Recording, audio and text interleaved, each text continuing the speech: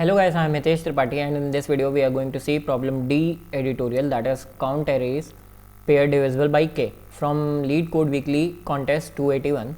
So let's just read the question. Given a zero indexed integer array nums of length n and an integer k, return the number of pairs ij such that I is less than j and obviously ij is between 0 to n minus 1 and num of I cross num of j is divisible by k. So question is quite simple.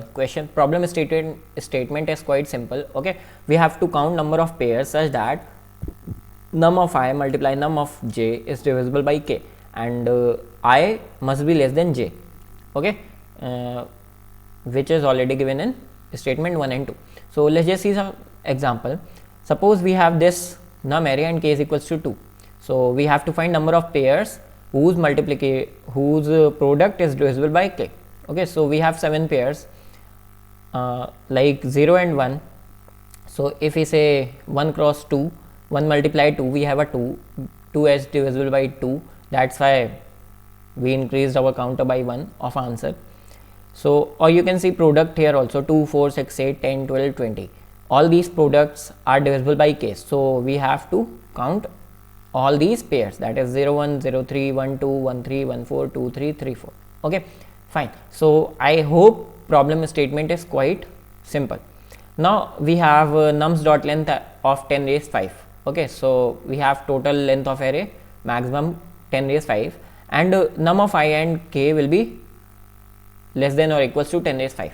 So constraints are for 10 raised 5. So now let's discuss the approach. Suppose we have some array, num array, or you can say n array. Okay, we have some numbers 2, 3, 5, 10, 11, 12.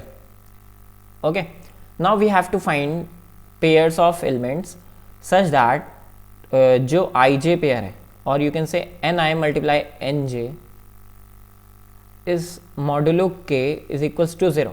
Okay, if it is, मैं अपने answer के counter को 1 से increase कर दूंगा. Okay, now अब हम पता कैसे लगाएंगे. सो ऑब्वियसली अगर तुम एन स्क्वायर अप्रोच के लिए जाओगे तो you can simply do that. What you can simply do, तुम करंट वैल्यू को आई सपोज कर लो. ओके, और जे के लिए तुम क्या करोगे, जे के लिए इस पूरी एरे में लूप कर सकते हो और जो प्रोडक्ट करके देख लो और प्रोडक्ट के बाद तुम्हें n of i multiply n of j मिल जाएगा और फिर मॉडलो के करके देख लो and you will get your answer easily. Okay, in n square approach. So obviously we have to go for something better than n square because n value is 10 raised 5, that is size of array. So let's just discuss some better approach. अब अगर मैं बोलूँ कि suppose this is my current value of nj, let's suppose, ठीक है, nj है और मैं शुरू से अपनी array प्रोसेस करता हुआ आ रहा हूँ. तो I have already assumed nj this and nj this. तो मैं अगर शुरू से प्रोसेस करता हुआ आ रहा हूँ, दैट मीन्स कि मैंने इन दोनों वैल्यूज़ के लिए पेयर्स काउंट कर लिए. ठीक है, तो अगर मुझे अब मैं करंट इंडेक्स यहाँ पे हूँ, ठीक है, और मैंने इसको माना कि ये एन है, तो मुझे अब इन सारी वैल्यूज़ में से बस इतना चेक करना है कि कौन कौन सी वैल्यू एन आई पॉसिबल है, कौन कौन सी वैल्यू एन आई पॉसिबल हो सकती है. अगर वो काउंट मुझे ऑलरेडी पता हो तो मैं क्या कर सकता हूँ, ओ ऑफ 1 में पर इंडेक्स के लिए O ऑफ 1 में आंसर निकाल सकता हूँ. All the pairs such that मेरी जो NJ वैल्यू है वो 5 होगी और NI वैल्यूज़ कितनी हो सकती हैं. O ऑफ 1 में सारी वैल्यूज़ अगर मुझे पता चल गई, सपोज इनमें से ये वाली वैल्यू जो है वो NJ के साथ प्रोडक्ट होने में K से डिविजिबल हो जाएगी. Okay, so in O of 1 I will get all the pairs for current index. Okay, and I can simply increase my counter with total number of pairs.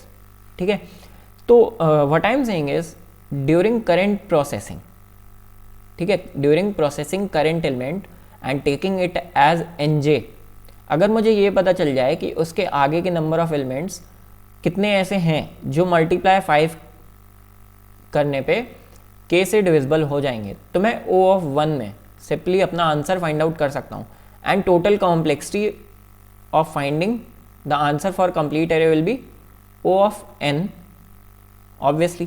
ठीक है, but main case जो आता है मेरा कि मैं कैसे ये फाइंड आउट करूँगा that what are the values of N I which on multiplying with current value of N J will be divisible by K. ठीक है, तो मेन हसल मेरी अब क्वेश्चन की ये हो गई that how I am going to find that thing.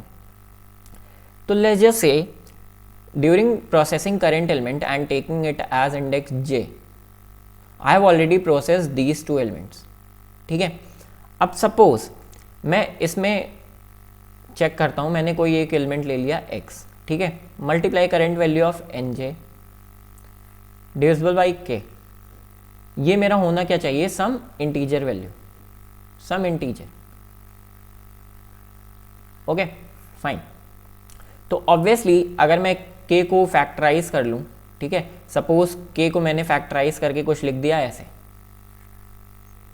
i cross j लिख दिया मैंने कुछ, ठीक है, k को फैक्टराइज करके, सपोज k जो है वो मेरा कुछ फैक्टर होके ऐसे आया i क्रॉस और x क्रॉस y मान लो, x मैंने ऑलरेडी ले रखा है तो सपोज a क्रॉस b आया, ठीक है, k। तो ऐसा कुछ डिविजिबल जब ही होगा जब ये जो b है वो इसके किसी फैक्टर्स में हो और a जो है वो इसके किसी फैक्टर्स में हो। ठीक है, तो what I am saying is कि मुझे a क्रॉस b जो मिला है वो फैक्टराइजेशन ऑफ k से मिला है। ठीक है, तो अगर मैं इसका फैक्टराइजेशन करूं तो ऑब्वियसली इसके जो फैक्टर्स वो a और b होने चाहिए, तभी मेरा ये जो नंबर है फाइनल वो इंटीजर बनेगा। और you can say that x cross N J will be divisible by k only then. ठीक है फाइन। तो what I am saying is कि मुझे एग्जैक्टली चाहिए क्या कि k के कौन कौन से फैक्टर्स हो सकते हैं पॉसिबल। अगर मैं k के ऑलरेडी जितने भी पॉसिबल फैक्टर्स हैं वो सारे निकाल लूँ, ओके, सपोज यहाँ पे कोई वैल्यू थी एन आई एंड ये जो वैल्यू है वो एन जे है, और मेरे पास k के ऑलरेडी जितने भी फैक्टर्स हैं, सपोज k के जो फैक्टर्स हैं वो हैं a b c d।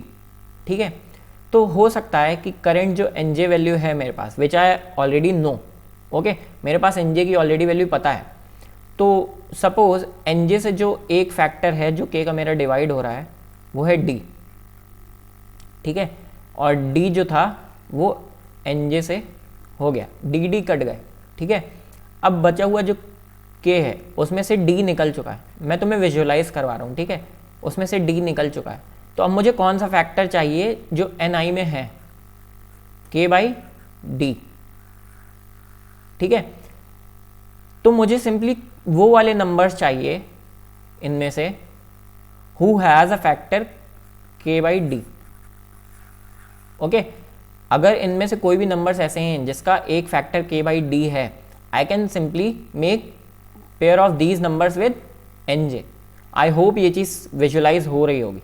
Okay, so simple सी चीज़ है दैट करेंट नंबर जो मेरा एन जे है वो कुछ ना कुछ k के साथ कट करेगा। कट मीन्स कुछ ना कुछ सेम फैक्टर होंगे इन दोनों के, एन जे के और k के। ओके, सो अगर मैं उस सेम फैक्टर को निकालने के बाद एन जे का और k का कोई एक सेम फैक्टर होगा, ठीक है, सेम फैक्टर, और सेम फैक्टर को तुम और क्या लिख सकते हो, GCD, ग्रेटेस्ट कॉमन डिवाइजर। अगर k का और एन जे का मैं GCD इससे निकाल दूं तो जो k बाई GCD बचेगा वो फैक्टर मुझे कहाँ चाहिए, इस नंबर ni में। तो मुझे बस वो वाले नंबर्स फाइंड आउट करने हैं among all these numbers who has a factor k by GCD of nj and k. Okay, if I get the count of numbers who has a factor k by GCD of nj and k, I can simply say that all those numbers will k will be the factor of all those numbers on multiplying with nj। ठीक है, आई hope ये चीज़ समझ में आ रही होगी। मैं एक बार simple words में फिर से बोलता हूँ दैट अगर मैं k से GCD of nj and k निकाल दूँ तो मुझे बस वो वाले नंबर्स चाहिए among all these numbers जिनका फैक्टर ये होगा। ओके, सो मुझे वो वाले नंबर्स चाहिए। अब मैं वो नंबर्स कैसे, मुझे O ऑफ 1 में वो सारे नंबर्स चाहिए, तो हिंट करो प्री प्रोसेसिंग। ठीक है, since at every step I am processing some number, that is N J. ठीक है, तो मैं क्या करूँ, अगर जितने भी फैक्टर्स ऑफ एन जे के हैं, अगर मैं वो सारे का एक प्री प्रोसेसिंग एरे में काउंट बना लूँ, मैं एक प्रीफिक्स एरे बना लूँ where prefix of I will give me all the numbers.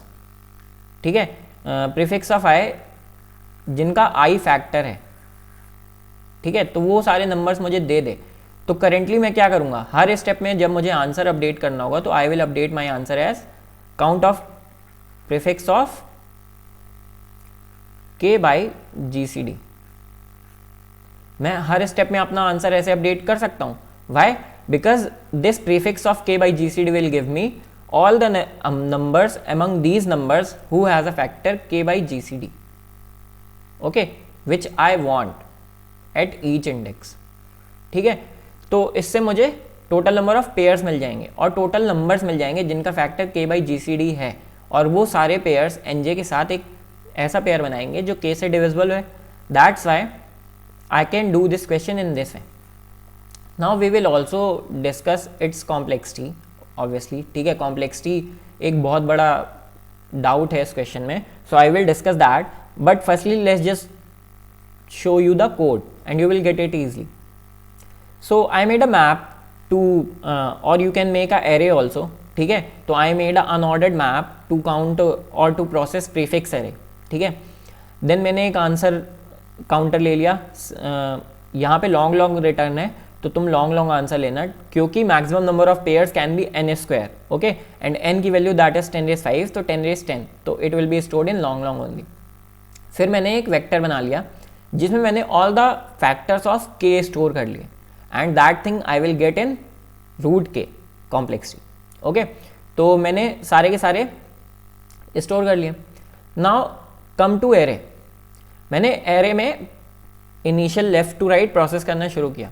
तो initially I will add all the numbers on the left side of current index which have factor k by gcd of nums of i and k। I have already told you this statement. Okay, मुझे उतने सारे numbers चाहिए जिनका जो factor है वो क्या है, k by gcd of both these numbers. Okay, now I have to update my prefix array.